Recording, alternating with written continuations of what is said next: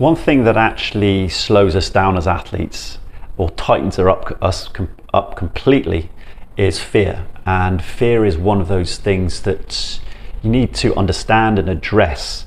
Now, fear can come from various sources, various areas of your life and at the start of the race. So if you're actually fearing at the start of the race, you could be fearing the other athletes in there. You might be thinking, well, that's an athlete on the outside that's really fast, so much faster than me. You could be thinking, oh, there's a lot of people here that are watching me, when obviously they're not all watching you.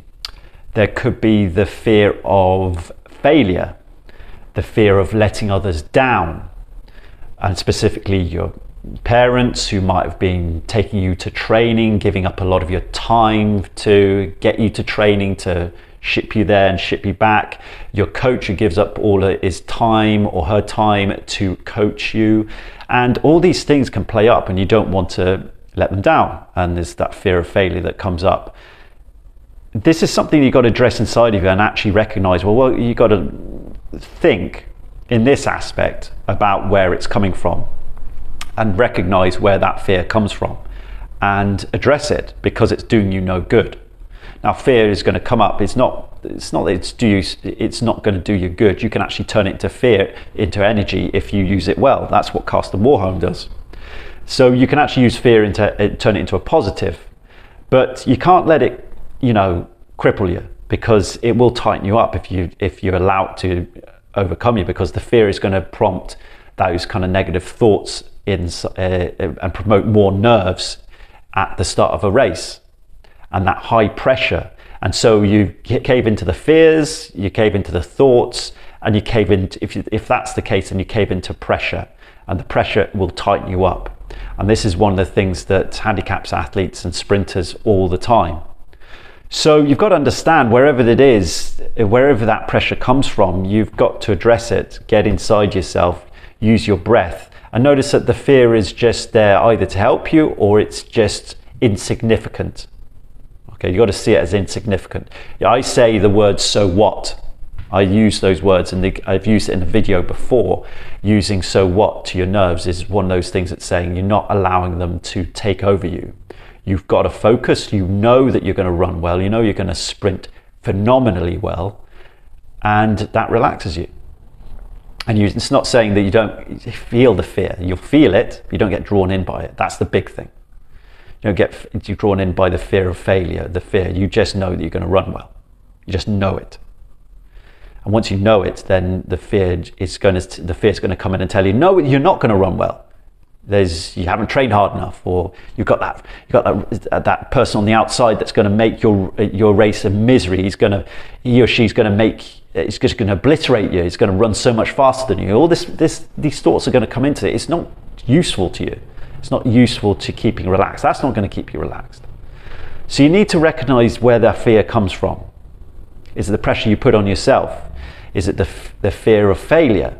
And the fear of failure might be coming from actually, letting your parents down, letting your coach down, which is insignificant. You've got to be selfish as an athlete. Okay, those fears are not legitimate. The coach has got selfish reasons why he's coaching. Okay, there is selfish reasons. He gets a lot out of it, herself or himself. So you've got to understand that they're there for their selfish reasons. So do you think it's just a charity? Don't ever think that. They're there for their selfish reasons. They want to see you do well, and they're there to support you. They enjoyed what they do, so don't think they're going to let them down. As parents, they just want to see you perform well. Just think of it. Everything's helping you to perform well. Those fears are coming in are to challenge you to keep yourself centered, to keep yourself in your breath, taking those deep breaths to relax those shoulders, to get you in the present moment. Once you're actually focused on how you feel, in terms of how you're feeling your body, not how you feel, but feeling your body, then you're getting out of that fear mindset. And that's what you've got to do. Once you're feeling your body, or recognizing or looking at something insignificant in front of your blocks, or something, your block settings, or something that's just insignificant, or something, a small stone on the ground, or a person up in the stand, or a person these little things just bring you to the present moment. It takes you out of that fear mindset and stopping you thinking. The thinking is going to prompt fear. or the fear is going to prompt thinking and bad thinking. So you have to see that using the breath is going to bring you in the present moment, and it's going to energize you. You breathe properly, it energizes you. So use those methods. Recognize the fear as something that's not going to help you. Getting drawn in by it is not going to help you. So hopefully that video just helps you just push it to the side and run your best race, and keeps you relaxed for the race. This is really, really important. And once you do that, then all the training you've done will come in and you'll just explode out the blocks. You'll feel good as you sprint.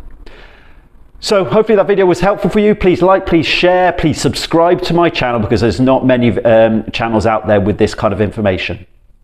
It really is critical that you know this, so you perform well again, and you don't leave it to chance.